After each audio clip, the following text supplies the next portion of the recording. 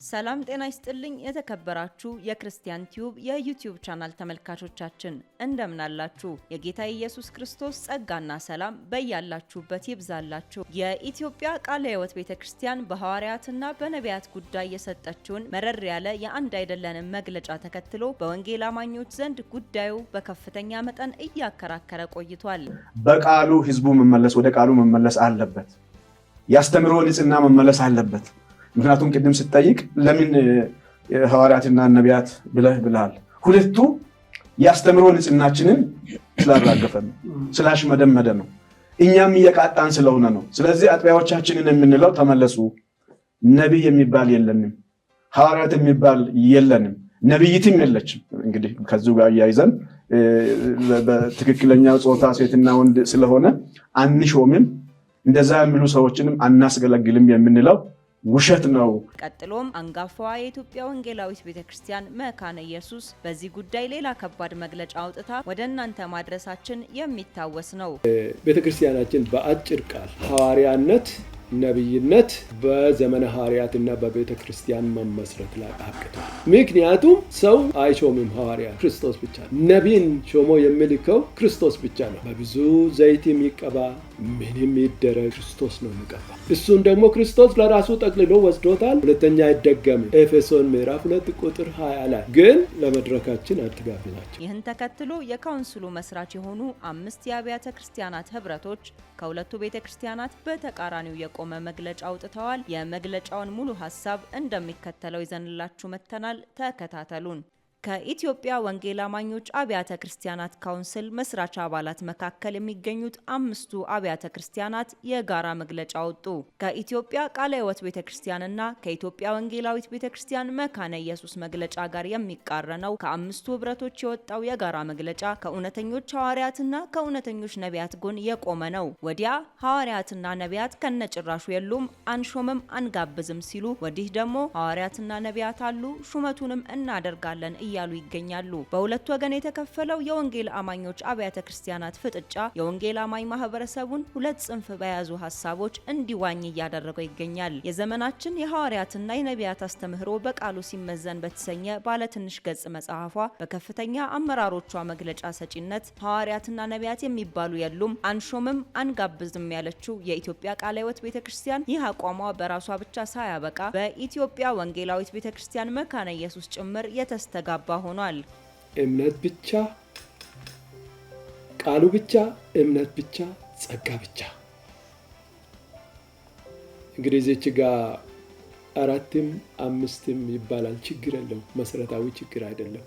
ክርስቶስ ብቻ የሚል 4ኛ የሚጨመር አለ።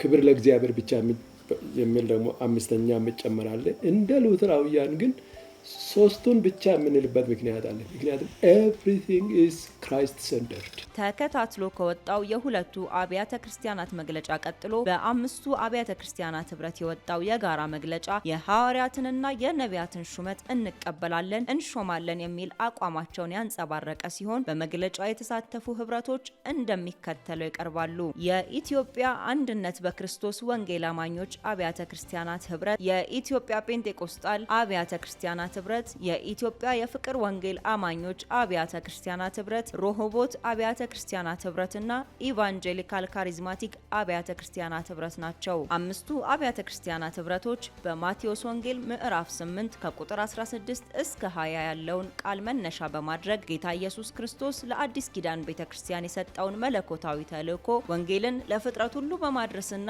የኢየሱስ ክርስቶስ ደቀ መዝሙር እንዲሆኑ በማድረግ መወጣት እንዳለባቸው ገልጸዋል። ህብረቶቹ በተለያዩ ወቅታዊና ሀገራዊ ጉዳዮች ላይ ከተወያዩ በኋላ ባለ 9 ነጥብ የአቋም መግለጫቸውን ይፋ አድርገዋል። በዚህ ቪዲዮም 9ኙን ነጥብ ይዘን መተናል። ለቻናሉ አዲስ ከሆናችሁ ሰብስክራይብ በማድረግና የደውል ምልክቱን በመጫን ሌሎች መረጃዎች በትኩሱ ይደርሷችኋል። 9ኙ የአቋም መግለጫ ነጥቦች እንደሚከተለው ይቀርባሉ። እኛ 5ቱ አብያተ ክርስቲያናት ህብረቶች የወንጌላውያን አስተምህሮ የተመሰረቱባቸውን 5ቱ ብቻዎችን የእምነት ዶክትሪን እንቀበላለን። እነርሱም መጽሐፍ ቅዱስ ብቻ፣ ጸጋ ብቻ፣ እምነት ብቻ፣ ክርስቶስ ብቻና ክብር ለእግዚአብሔር ብቻ የሚሉት ናቸው። እኛ አምስቱ አብያተ ክርስቲያናት ህብረቶች ስመተ ሐዋርያንና ስመተ ነቢይ ወይም ነቢይትን መጽሐፍ ቅዱሳዊ በመሆኑ እንቀበላለን። በኤፌሶን ምዕራፍ 4 ከቁጥር 11 እስከ 13 ላይ የተጠቀሱት አምስቱም የአገልግሎት ቢሮዎች ማለትም ሐዋርያት፣ ነቢያት፣